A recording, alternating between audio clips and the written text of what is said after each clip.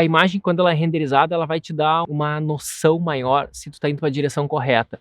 Muitas vezes já aconteceu comigo de eu estar renderizando e de repente eu me dou conta que aquele balanço de 1,5 m tá feio na casa. E daí eu faço um balanço de 1,5 m na planta baixa e acho que eu tô arrasando, né? Vai ficar super bacana aquela casa. Quando eu vou botar isso no render, eu ponho uma câmera real, ponho uma luz real, um sol de verdade, e tu começa a ter uma noção maior da realidade que tá saindo essa tua obra.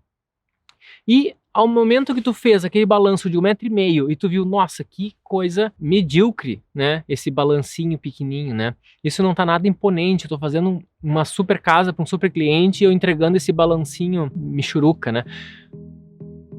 Só conheço um jeito de ter sucesso na arquitetura, que é construindo uma marca, ou seja, um nome. E para o teu nome se destacar no mercado, ele precisa estar sustentado em 3 pilares: atração, técnica e lucro. Seja bem-vindo ao podcast Estratégia Arquitetura. E o tema de hoje é o melhor workflow para se trabalhar com projetos de arquitetura. Me perguntam muito, né, sobre workflow, né? Leonardo, como é que tu desenvolve teus projetos? Leonardo, como é que tu faz a tua criação de projetos? Então é exatamente sobre isso que a gente vai estar conversando hoje, sobre o melhor processo, o melhor workflow, a melhor maneira de se desenvolver um projeto de arquitetura. Bom, né? O que é um projeto de arquitetura? É o projeto... Chega um cliente com uma ideia, quer executar, né? Ele tem uma ideia, ele quer construir, digamos, uma casa, um edifício, é um investidor que quer construir um edifício, é uma pessoa normal que quer reformar o seu apartamento e ele precisa de um projeto que é para...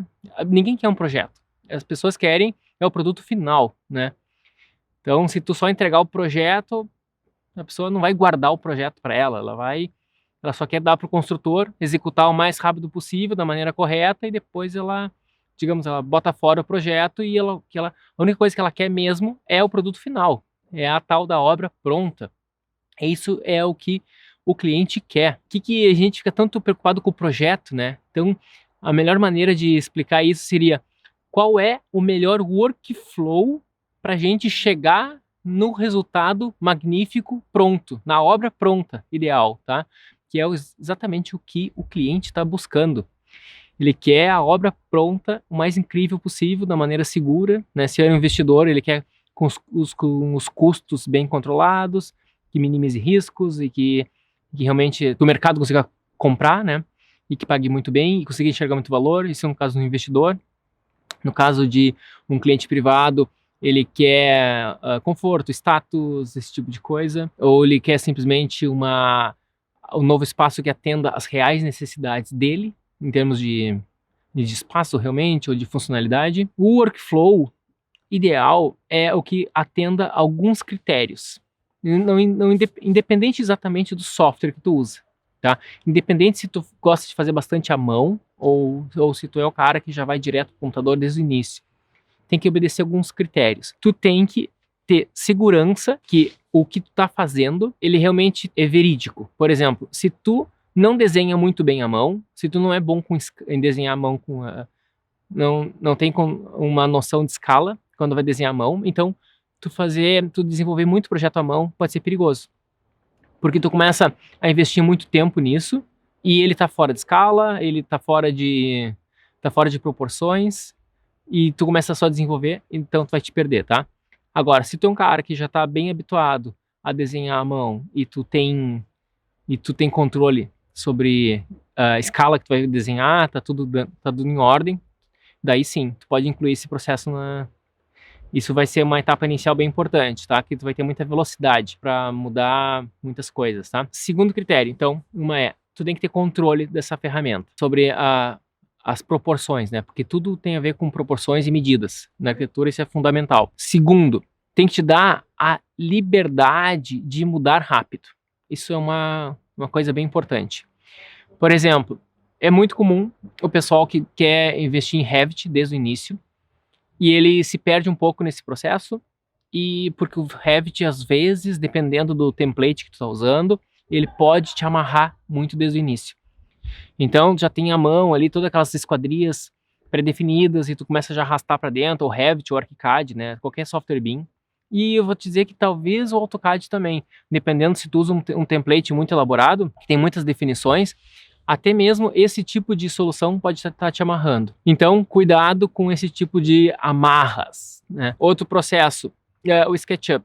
O SketchUp, ele tem uma tendência a ser muito bom para estudos iniciais, principalmente se tu modela ele com velocidade, com rapidez, se tu tem muito controle sobre essa ferramenta. O SketchUp, ele tende a ter um belo controle de modelagem. A grande vantagem é que ele é intuitivo, né? Essa é a grande vantagem do SketchUp. Ele só tem um problema. Quando tu vai tentar fazer uma imagem, digamos, mais... tentar sentir realmente esse ambiente, tentar absorver bem esse ambiente, se tu não usa um bom renderizador, né? Tipo, o pessoal tá usando o V-Ray para SketchUp, mas mesmo assim, acho que até para um estudo inicial talvez ele bastaria, tá? Mas o ideal é que tu já consiga sentir ele de uma maneira mais forte, né? Digamos, de uma maneira mais intensa, que isso a renderização vai te trazer. Pode ser feito com um V-Ray para SketchUp? Pode, tá? O problema do V-Ray para SketchUp é que ele depois, no final de todo o processo, ele não vai te dar uma imagem tão magnífica. Mas para estudos iniciais ele não teria um problema. Qual que é o workflow que eu uso? Eu uso o 3S Max, que para mim é o que melhor funciona. Leonardo, como é que tu faz então? Tu vai modelar desde o início no 3S Max? Não, depende. Se necessário, eu modelo desde o início, do zero no 3S Max. Ou, se necessário, eu importo as plantas baixas do AutoCAD e modelo a partir das plantas baixas do AutoCAD. E, se necessário, se eu recebo um modelo SketchUp, eu simplesmente importo o modelo SketchUp, coloco os materiais e renderizo. Ou, se eu recebo um modelo BIM, um ArchiCAD ou um Revit, eu simplesmente importo esse modelo BIM e renderizo. Então, é isso que eu acabo fazendo, tá? Então, esse processo é bem bacana, a gente ter noção e ter controle sobre isso. Qual que é a vantagem de iniciar um processo desde o início com o 3S Max? A vantagem é que tu já está dentro dele, né? Enquanto tu está fazendo esses primeiros estágios iniciais, está experimentando, tentando sentir esse ambiente, enquanto está criando alguma coisa, tu não sabe o que tu vai criar, né? No meio da criação, tu está no processo de tá parindo, tá fazendo aquela tua obra está nascendo, né? Então tu tá cuidando dela. Tem que deixar espaço, né? Tem que ter cuidado para deixar espaço para ela poder crescer, se desenvolver. Crescer, que eu digo, é deixar fluir, tá? Tem que ter uma ferramenta que te deixe, que ela fique à vontade para experimentar. Eu consegui desenvolver um método no 3S Max em que, seja lá, eu posso importar esse elemento base de qualquer software e a partir desse software eu já consigo, a partir desse modelo base, eu consigo deixar com que eu consigo transformar ele com facilidade, esticar paredes, abrir janelas, abrir mais, intensificar as varandas, os balanços. Isso eu consigo fazer com bastante facilidade. Se tu tem um software que tu consegue fazer essas grandes mudanças de maneira rápida, segura, esse é um excelente software para tu estar trabalhando. E eu indico fortemente que tu renderize ele com um bom renderizador. Nesse caso, o que eu fortemente indico é tu leva para o 3S Max e tu usa texturas e iluminação e tu finaliza a imagem no 3ds Max. Seja ela um SketchUp, seja ela um Revit, seja um ArchiCAD, seja qualquer coisa, seja uma imagem de um edifício, de uma casa, um projeto de interiores, um banheiro, um vestiário, seja o que for, né? Um projeto de paisagismo, tu vai precisar sentir essa imagem. Por que é importante sentir essa imagem, digamos, e não ficar só com a imagem técnica? A imagem, quando ela é renderizada, ela vai te dar uma noção maior se tu está indo para a direção correta. Muitas vezes já aconteceu comigo de eu estar renderizando uma imagem, uma casa, né? Eu trabalho bastante com casas, estou renderizando as minhas casas e de repente eu me dou conta que aquele balanço de 1,5 m tá feio na casa. Eu fiz um volume superior, que geralmente faço meus volumes superiores bem maiores do que o pavimento térreo, que é para dar essa leveza, né? e daí eu faço um balanço de 1,5 m na planta baixa e acho que eu tô arrasando, né? Vai ficar super bacana aquela casa, bem contemporânea. Quando eu vou botar isso no render, eu ponho uma câmera real, ponho uma luz real, um sol de verdade, eu começo a botar umas texturas, uma graminha, começo a dar escala, um mobiliário de verdade, uma lente de verdade, né? Que no SketchUp é muito difícil ter um controle sobre a lente do SketchUp. Eu acho muito ruim, né? Agora tu põe uma câmera que, para quem trabalha com fotografia, sabe muito bem como é uma câmera, né? Que tem a lente, tu usa uma lente 20 mm, ou uma lente 18 mm, ou uma lente 35 mm, 28 mm. Então, tu começa a ter esse controle da fotografia, tu enquadra bem direitinho como tu quer, que seria tu tem um excelente controle da altura da câmera, uma série de efeitos. A própria câmera já começa a ser mais realista e tu começa a ter uma noção maior da realidade que está saindo essa tua obra. E ao momento que tu fez aquele balanço de 1,5 m e tu viu, nossa, que coisa medíocre, né? Esse balancinho pequenininho, né? Isso não tá nada imponente, eu tô fazendo uma super casa para um super cliente e eu entregando esse balancinho michuruca, né? Daí a gente pega no próprio Max, a gente vai lá, estica, dá um Edit Poly, né? O comando que a gente pode fazer isso, e estica aquela dimensão. E vê, coloca com 2 metros. Então o pé direito média está em 2,60. A gente faz aquele pé direito 2,60 com balanço de 2 metros, já começa a ficar ok, começa a ficar interessantinho, né? Depois tu pega, dá uma esticada mais meio metro, já faz um balanço com 2,5 metros. Então, com o pé direito de 2,60, com balanço de 2,5 metros na casa, já começa a ficar mais interessante. E a renderização te ajuda, é importantíssimo nisso, né? Só com o desenho técnico é difícil a gente ter essa percepção. Então, tudo isso a gente vai experimentando, vai botando imagens, e a gente está, digamos, fotografando a casa enquanto a gente está construindo a casa. Então, tu pode estar fotografando o teu projeto enquanto está concebendo ele, seja um projeto de interiores, seja um projeto de uma estante que está fazendo de uma sala. O que o cliente quer não é projeto, né? O cliente quer obra feita. Então, a coisa mais próxima que eu tenho da obra feita é isso. É uma imagem. Se eu fosse um fotógrafo nessa obra, eu provavelmente tiraria uma foto assim, desse lugar. E eu ia estar sentindo se isso ia ser uma obra bacana ou não. Essa aqui é uma casa em Porto Alegre que foi premiada na Inglaterra. Essa casa mudou minha vida, né? Quando eu fiz ela, meu escritório de uma hora para outra começou a ser reconhecido e muita gente começou a me chamar para casa, fazer casas. E depois que eu fiz essa casa foi em 2012, então um projeto meu de 2012. Depois daquele ano, depois dessa premiação, foi uma premiação internacional que ela venceu, aí sim o meu escritório começou a virar uma referência em arquitetura residencial de alto padrão no sul do Brasil, na região de Porto Alegre. E isso é o mais massa, né? E isso aqui, como foi feito esse processo?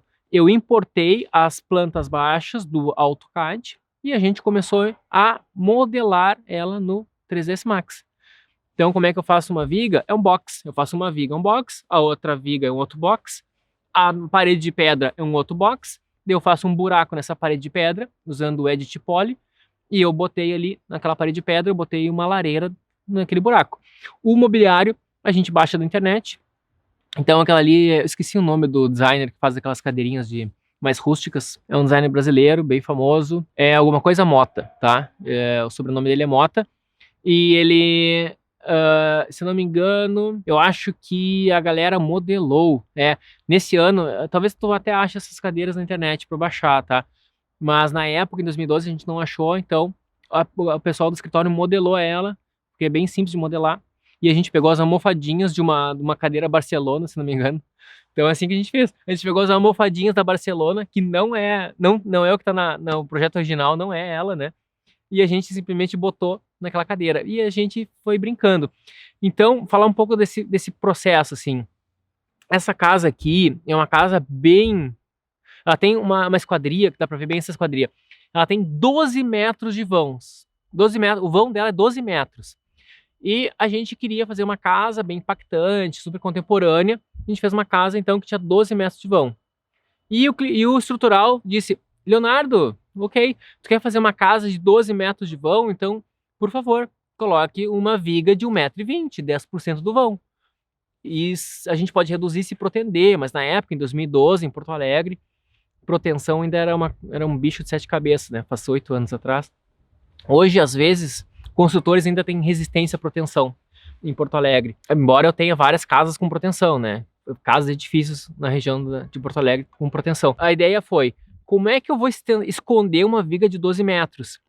E a gente experimentando, simulando com 3D, a gente pegou e encarou, vamos fazer assim, essa viga de 12 metros abraça toda a casa e ela ficou na fachada.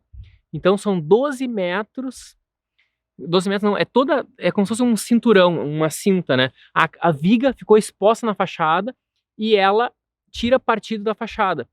Então ela ficou exposta na fachada. E em cima, para dar um balanço legal, para dar um balanço no sentido, deixar harmonicamente bonito, segundo o nosso critério, meu critério ali, era deixar uma viguinha, que nesse caso ela tá mais de enfeite mesmo, é só um acabamento, na verdade, não é bem uma viga, na parte de cima, para ficar bonitinho ali, tá?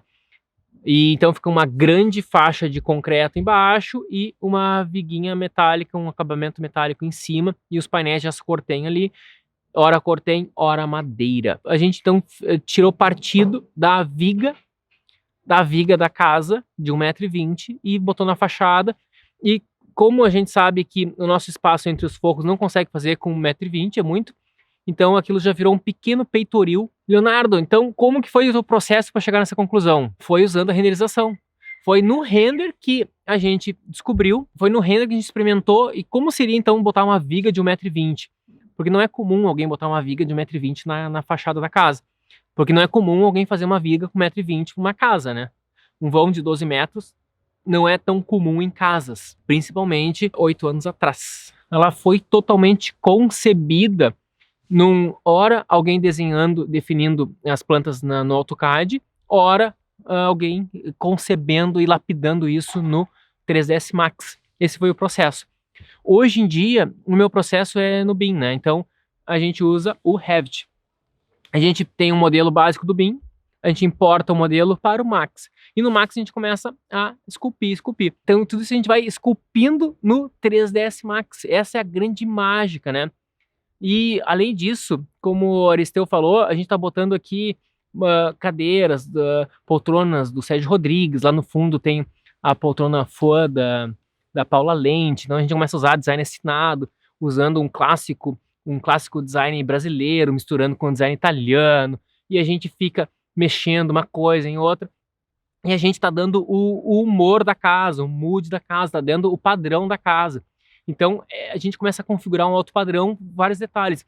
A gente começa a alongar as dimensões, a gente começa a alongar, maximizar as superfícies e usando um mobiliário assinado, fazendo um render bacana, uma luz bacana, e tu começa a dar temperatura. Outra, esse céu é um céu meio branco, então dá esse arzinho meio escandinavo, dá um ar legal, né? Não é aquele céu azulão escuro, que dá uma cara bem brasileira, né? Leonardo, o que tu sabe sobre o melhor processo? Deixa eu falar como foi que eu cheguei na conclusão que eu sou o melhor processo, como que eu cheguei nessa conclusão. Eu já trabalhei na Itália. Na Itália, a gente fazia esse processo. No caso, a gente usava AutoCAD na época e levava para o Max para validar. Esculpia no Max e voltava para o AutoCAD. Na Inglaterra, a mesma coisa, a gente usava MicroStation para fazer desenho técnico, que é tipo um CAD, tá? Bem parecido com o CAD, só que um outro tipo, outra marca, parecido com o AutoCAD. A gente usava MicroStation e validava no 3ds Max. E então voltei para o Brasil, apliquei a mesma coisa e continuei sempre fazendo isso.